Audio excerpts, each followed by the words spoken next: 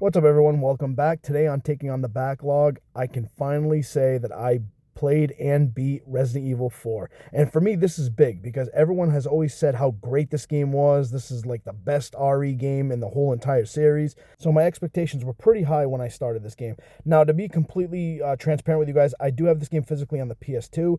I had attempted to play it a couple times many years ago, but never got that far into it. So I actually went back, purchased it digitally on the Xbox, and this is how I played it and beat this game.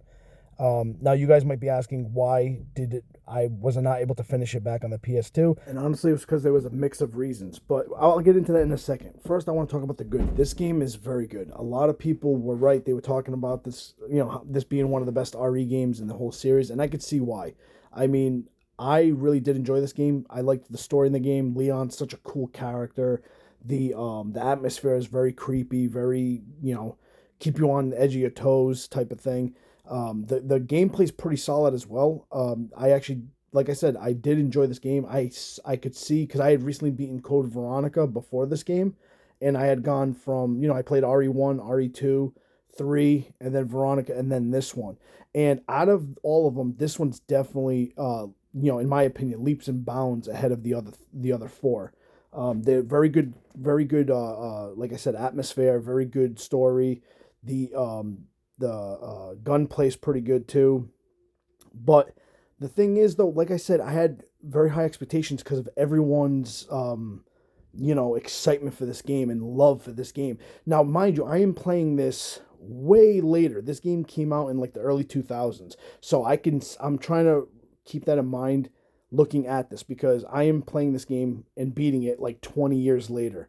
So for its time, I can definitely see where the love came from, and I can see why people still love it today. I mean, the game does hold up. Like I said, I'm beating it many years later, and it still definitely holds up. It's still a very good game. Now, that being said, I might agitate some RE fans right now, and I'm sorry if I do, but this is just my opinion. This game, to me, there are some, I guess, for me, it's flaws. And one of them is the camera. The camera in this game, as I was playing this game, I had to take breaks many times because it would give me headaches. Like as I'm playing through the game, the camera's behind Leon, and just him being like right in the, almost practically in the middle of the screen the way it is, instead of a more over the shoulder look or even backed up more look.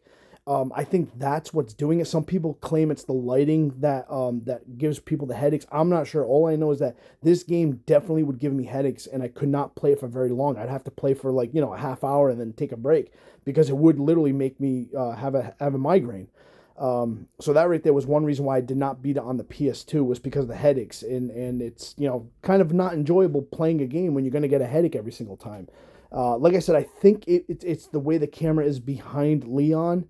And I think without realizing it, I was kind of looking at Leon as he was moving, as opposed to trying to look past him. Kind of like in when you play a first-person shooter, you're not supposed to look at the gun, you're supposed to look past the gun. So I'm thinking that's maybe part of it as well. I don't know. I've seen a lot of different people's opinions on why the camera, kind of like the jerkiness of the camera could be why. I'm not sure. All I know is that it definitely gave me a migraine, and that kind of, soured the experience a little bit for me. The other thing that I was not a huge fan of in this game was the sensitivity on the gun. I know some people claim that you can change it or whatever. I tried looking through the options and the controls and stuff. I saw nothing that would let me lower the sensitivity, and I constantly kept finding myself aiming for a headshot when like the character was walking towards me, like an enemy was walking towards me, aiming for a headshot, and I kept going like from shoulder to shoulder, and I was having a lot of trouble just getting it dead on, especially when you play that mini game, the one where it has like the like it's almost like a carnival type thing, and the things are popping up, and you're supposed to shoot them, and you get points for shooting them, especially for headshots. I was finding myself having a lot of trouble with it. Some people say that I read, some people were saying that the PC version's way better with that. You can actually maneuver much more comfortably and more accurately.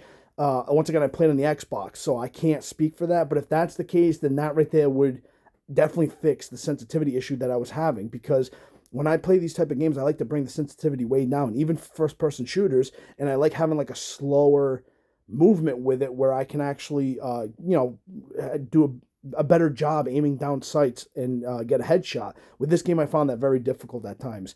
Um, but those were pretty much my two biggest complaints was the camera and the like I said, the aiming, the having trouble with the aiming. Because other than that, like I know some people say that the voice acting isn't great and some of the one-liners and stuff, but I kind of feel like that's kind of the charm. Like they purposely were going for that whole like B movie type of atmosphere. I mean, I might be wrong. Maybe it's just by accident that it was like that, but it kind of gave me that like guilty pleasure type of vibe where yeah, the one-liners weren't the greatest and the voice acting isn't the greatest, but it wasn't bad and it was like I said very like campy kind of. So I was okay with that. I didn't have a problem with it.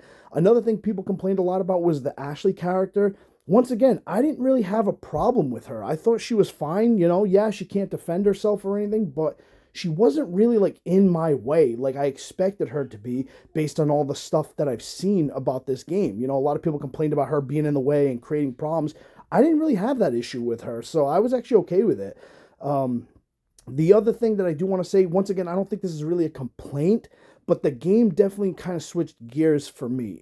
Like, I felt like the first half of the game was like creepy and very scary and like building on that like horror theme, and I was really enjoying it. And then all of a sudden, it kind of switched to like more action. Like, it definitely went into more enemies on screen, more bullets, more firepower, and more just like an anxiety of like trying to like, for example, have Ashley turn a crank while you're trying to defend her and taking on a bunch of different enemies. So I kind of feel like the Resident Evil aspect, which is the typical horror based aspect, kind of changed and went a different direction for the second half of this game. And to some people that might not be a problem, like that might be like kind of cool and all that, but for me, when I boot up Resident Evil, I'm expecting horror. So I felt like by like the halfway mark, it wasn't really scary anymore. It was just more action, which is fine. I mean, I'm not, once again, I don't think it's really a complaint.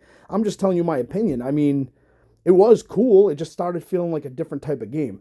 Another thing that was cool was with the Xbox version, the one that I had. I don't know if all of them will like this, but they give you like almost like side like DLC type stuff, like separate ways with Ada Wong and stuff.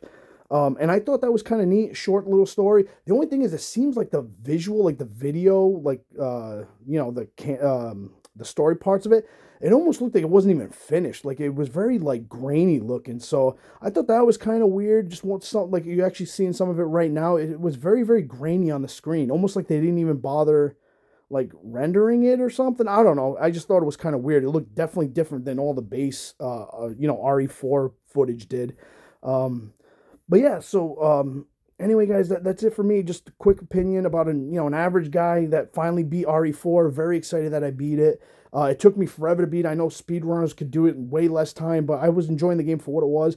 I definitely did like this game, and I'm definitely looking forward to jumping into RE5 next. But anyway, guys, I'll catch you on the next one. Later.